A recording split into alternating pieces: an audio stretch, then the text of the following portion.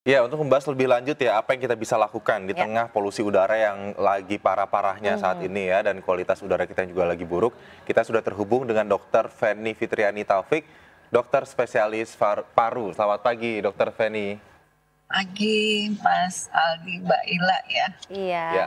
Dok, ini kan kita secara nggak sadar ya terpapar langsung tiap hari dengan kualitas udara yang buruk yang ada di ibu kota begitu. Baik, tadi kalau dikatakan yang paling buruk ada di Jakarta dan juga Mhm. Tangerang Selatan gitu ya, Dok. Apa yang bisa kita lakukan, Dok, ini untuk apa ya agar tidak terserang batuk dan flu? Ya, betul Mas Aldi kan sebagian besar kota di dunia ini 80% itu berada di daerah dengan polusi udara yang tinggi termasuk itu Jakarta dan Tangerang Selatan. Nah ini kan memang situasi yang tidak ideal yang tidak bisa kita ubah langsung ya. Nah himbauannya adalah untuk masyarakat tentu harus berhati-hati ya karena terutama untuk kelompok yang rentan. Kelompok yang rentan itu adalah ibu hamil, anak-anak, lansia, dan orang-orang dengan penyakit paru kronik seperti asma, PPOK, atau penyakit jantung. Nah ini yang kelompok rentan yang sangat mudah terpengaruh dengan kadar polusi udara yang tinggi.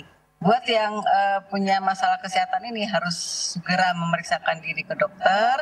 Kalau memang ada perburukan kondisi dari penyakitnya, pasien yang asma dia harus mengoptimalkan obat-obatnya, juga pasien PPOK dan pasien penyakit jantung. Nah buat kita yang masih muda sehat ya, itu ya harus satu memperkuat daya tahan tubuh karena apapun penyakit pasti akan menyerang kalau tubuh kita juga dalam kondisi yang tidak sehat.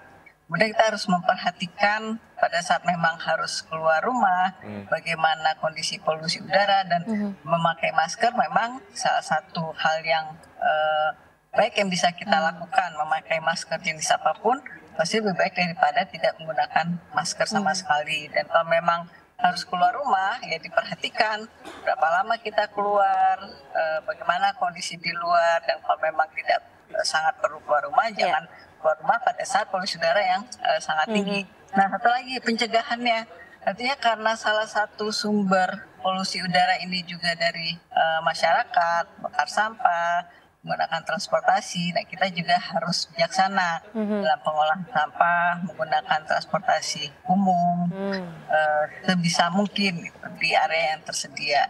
Iya, Dok, seberapa bahayanya sih Dok untuk kesehatan kita sehari-hari? Karena kan sebenarnya kita kadang ini nggak tahu gitu ya, oh polusi udaranya sedang buruk gitu, kita aktivitas di luar dengan leluasa. Nah sebenarnya paparannya tuh seberapa bahayanya gitu? Apakah bisa langsung ataukah mungkin nunggu seminggu terus nanti kita terkena dampaknya gitu? Kadang kan masyarakat belum banyak yang tahu nih ternyata berbahaya polusi udara ini buat kita semua. Ya, efek polusi udara itu bisa dibagi antara yang efek akut, efek jangka pendek, dan jangka panjang. Kalau jangka pendek itu yang kita rasakan langsung, kayak kalau kita keluar rumah kok napasnya sesek ya, kok matanya berair, hidungnya nggak nyaman. Itu efek iritasi dari polutan-polutan yang ada di polusi udara itu, kok jadi pengen batuk-batuk, tenggorokan nggak nyaman. Nah, itu akibat zat iritan, partikel iritan yang ada di polusi udara. Itu efek jangka pendek yang kita rasakan langsung.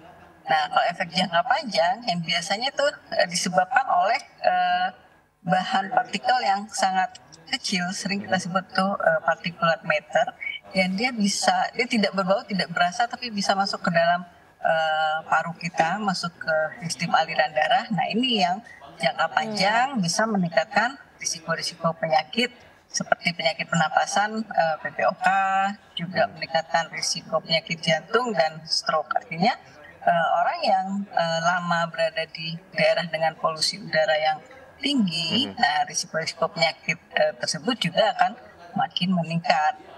Yang sering kita rasakan efek jangka pendeknya kan, yang iritasi, yang bikin nggak nyaman saat kita berada di luar ruangan. Iya Dok, ini kan kita sebagai warga ya, masyarakat suka membanding-bandingkan dengan masa lampau gitu. Kalau masa kini apakah sudah seburuk itu kualitas udaranya di Jakarta dan juga di Tangsel, dikatakan sudah tidak sehat bagi orang yang sensitif, dan Tangsel sudah dikatakan tidak sehat. Apakah kemudian dokter ini benar-benar merasakan dengan peningkatan tren kasus atau pasien dengan masalah gangguan pernapasan di sana termasuk paru-paru?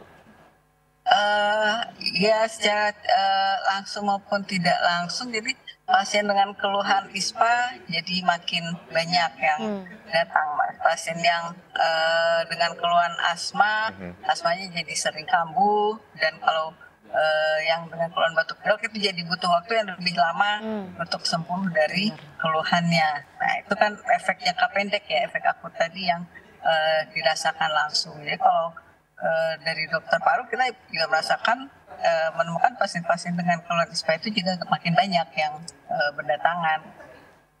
Baik, dokter, terima kasih Dokter Feni Fitriani Taufik, dokter spesialis paru atas waktunya. Sehat-sehat selalu, Dok. Sama-sama, Mbak Ira, Mas Saya juga Aldi. harus